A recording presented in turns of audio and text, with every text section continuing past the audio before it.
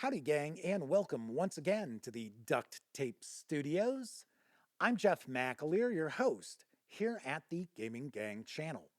Thanks for joining me once again. Today, I'm going to bring you something a little bit different. I'm going to share a Kickstarter preview.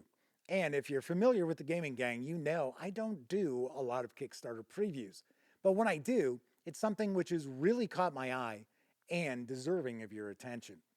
I'm going to spend a few moments talking about the second volume of a system agnostic fantasy role-playing setting known as Väruld, which is written by Désirée Nordlund. And first of all, I'm hoping I'm pronouncing this correctly. You know me, I butcher the English language. This is a Swedish word which translates to the world. Fingers crossed. Also, full transparency, Désirée Nordlund has compensated me for this video and is going to be advertising this Kickstarter over on thegaminggang.com. I want to be right up front with you about that before I get stuck in. Now, I have had the opportunity to read the Volume 1, which is already out, as well as Volume 2, which is going to be the subject of this Kickstarter. And this is also going to be available on World Anvil. Volume 1 is on World Anvil right now, and I will mention I don't use World Anvil. I'm not overly familiar with it, but I did take a peek at the first volume, and it is mighty impressive. And of course, with the successful Kickstarter, the second volume will be on World Anvil as well. Now, I don't have a lot of images to share with you, and that's mainly because the preview I got to read for this volume had no artwork. But I do want to mention it clocked in at over 200 pages. So once artwork is completed, that should lead to a pretty impressive page count. So let's talk about the setting of Väruld. This is not just a fantasy world. This is not like Glorantha or Golarion or Faerun. This is actually a fantasy solar system. Now, in this setting, there are a trio of deities. They are major deities. And each of these deities created a planet and then populated that planet with a human race. So we have human races, not just simply a human race. And time works differently in this setting. So seasons can last an entire lifetime. And those seasons move from planet to planet.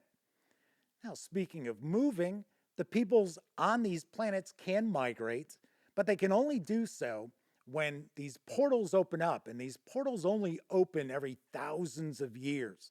But it's important to keep in mind that each planet is not only populated by that human race created by that deity. Now, I do want to point out this is not your traditional high fantasy setting. So we're not talking about planets that are overrun by elves and dwarves and halflings and orcs and goblins and trolls and ogres, oh my! In fact, you really don't find monsters in this setting. This is not a setting which is heavily focused on monster bashing and dungeon delving. This is a game setting that's really aimed at exploration and interaction with the various different peoples and cultures. There is magic, though, so it's important to keep that in mind. This is a fantasy setting, so there is magic. We're also not looking at a setting which is that traditional medieval European fantasy either. Now, there are those trappings, but there's also inspiration from African and Asian and Middle Eastern cultures too. And I really like that quite a lot. You're going to find the sort of information you come to expect from a fantasy world source book in this volume, but something that really caught my eye is that it's not presented in that same sort of dry, gazetteer way that we're used to seeing. We don't see information dump, information dump, information dump. Everything is presented very organically as you read through about these various different peoples, cultures, locations, and so forth. And it's important to keep in mind that that sort of fantasy setting info is present in this volume. So you're going to get maps of various different regions. You've got cities and villages and important places and important people to interact with. It's just not presented like bang, bang, bang. Something else that I think really makes Väruld stand out are the additional little trappings that are included in the books. So, of course, we are getting important people and places in those regions, but we also get examples of songs and plays and even recipes for food. Now, I'll be the first to point out, I can't necessarily recommend that you make these recipes because I don't know if it's edible or not, but these are the flourishes that, in my opinion, really do bring this fantasy setting to life.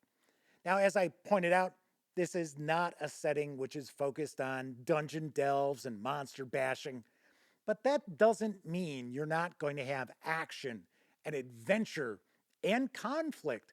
Of course you will. But it originates more through exploration of the game world and political intrigues and romance and the clash of cultures. And I really like that quite a lot. I've got to say, I really enjoyed reading these 2 volumes for Väruld. And I got to say, a very impressive achievement for their author, Désirée Nordlund. Would I run this setting as written? No, because I like monsters and monster bashing and dungeon delving in my fantasy role-playing games. But there's lots in these 2 volumes which I would certainly crib to use in my fantasy role-playing games. I can easily see people running 5e D&D, 2nd edition Pathfinder, RuneQuest, and more, utilizing a lot of content from these volumes. So really, really do highly recommend you take a peek. And to be honest, you don't even have to be interested in role-playing games to want to take a look at these 2 volumes for Väruld. If you want to see an exceptional example of fantasy world building, take a peek. Now, this is coming to Kickstarter. I will have a news piece on my live stream about it when it launches, as well as a news piece over on thegaminggang.com. So stay tuned for that. And once it does launch, I highly recommend taking a peek for yourself because, as I said, very, very impressive and very unique. This is not your typical 5e D&D sort of fantasy setting. All right, that is it for this time out. If you like this video, by all means, please give it a quick thumbs up.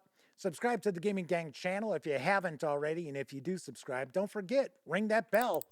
It'll not only let you know when I share videos such as this Kickstarter preview, it'll also inform you when my live stream, the Gaming Gang Dispatch, airs Tuesday, Wednesday, and Thursday evenings right here on YouTube at 7 p.m. Central. Of course, when you're not watching videos on the Gaming Gang channel, be sure to visit thegaminggang.com for all latest in tabletop gaming news, reviews, and a whole lot more you will not find here on YouTube. You know the drill. Get your geek on at thegaminggang.com. Thank you very much for watching. Once again, I'm Jeff McAleer, and until I see you next time, I certainly hope all of you get to enjoy plenty of great gaming with your gang.